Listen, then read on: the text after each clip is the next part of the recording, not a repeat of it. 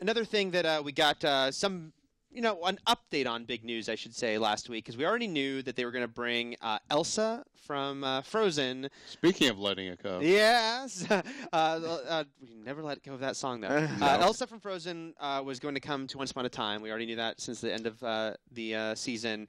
And once they said that, it's like, well, how can they not have Anna? Yeah. And now casting, the casting breakdowns that are sent out for all the casting agencies to find people have been leaked.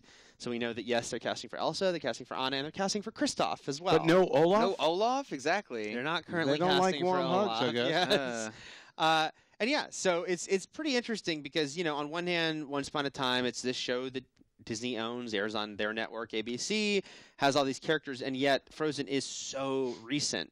Do you think it's too soon to bring on all these characters? You're a huge Frozen fan. I am. Well, who isn't? Come on. Yes, I love it. Rocking a shirt today. Oh, yeah, you have your Elsa Sub-Zero shirt on. That's right. Pretty cool. No, I think I may as well just do it. Go for it. You know what I mean? It's not like that story that was adapted for Frozen's been around a long time. Yeah. So the Hans Christian Andersen story. So it's not like there's not like a legacy to tap into to make it work for the show. But I figure, heck, go ahead and do it. Strike while the iron is high. You know what I mean? Yeah, I have no issues with it. It's interesting because the producers have said that this was not a mandate for Disney. Disney not come and say you have to put this in. That it was their suggestion. Now, on the other hand, you have to think if you're smart, low-hanging fruit. Yeah, because if you're producing Once Upon a Time, which isn't doing quite as well in the ratings right now, and you look at look what Disney just released, and it's just this unstoppable juggernaut. You suggest that, and if you're Disney, you're like, yeah, they're going to kill in the 6 to 11 little girl market, right? Yeah. Right. I mean, but I think they'll kill in the all. I mean, I do think it's funny. I do think just looking at our site where Frozen is funny because anytime we write anything about Frozen, it blows up right on the site, and a lot of people in the comments will be like, oh, I'm so sick of Frozen, but I'm like, nah, like there's plenty of people. No, you're not. And we don't know who's going to be any of these people yet, right? They're still casting. Even Elsa. That was just a sort of a stand-in, yeah, right? Would they be recognizable actors, you think? Or I don't think. I mean, I think Once Upon a Time being Once Upon a Time, it'll be maybe some recognizable TV actors, like, oh, that person was on that show. Everyone, of course, is like, because let's face it, Adele Nazim. She is older than she was playing in the movie, and she's not gonna. They wouldn't get her for the show. But really, you don't think so? Kristen Bell maybe for Anna. But that's the thing. Kristen Bell for Anna or Elsa, Yeah. That's, actually, that would be great. Yeah. Switch it up like that. I feel like that's something that they might try to do. And they say Elsa's in. I think it was like 9 episodes. The other 2 will be in slightly less. Yeah. But still. But here's the big question: Yeah. Is there going to be a musical episode? I don't think they'll be, and they haven't done it with any. I mean, yes, this is different because it's coming out right after the movie. But they brought Ariel on last year, which, by the way, was our most read Once Upon a Time review ever. Was the debut of Ariel? Wow. But I think Elsa and Anna are going to beat that. Was Ursula on there too? In a way, yes. Is this adapting the Disney? I'm sorry, I don't watch it. No. Why am I on this TV podcast?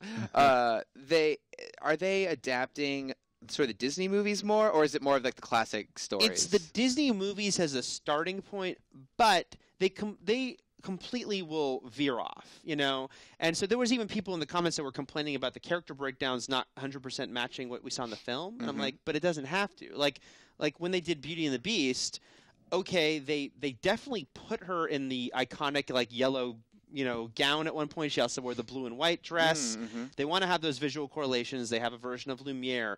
But their whole twist on Once Upon a Time is the Beast is Rumpelstiltskin. That's the romance. And so they've done these huge diversions. They're not at all being like it must match exactly what happened in the film. So I think it'll be the same with Frozen. Clearly they put Elsa in that cameo, in the outfit. And that saunter. Right.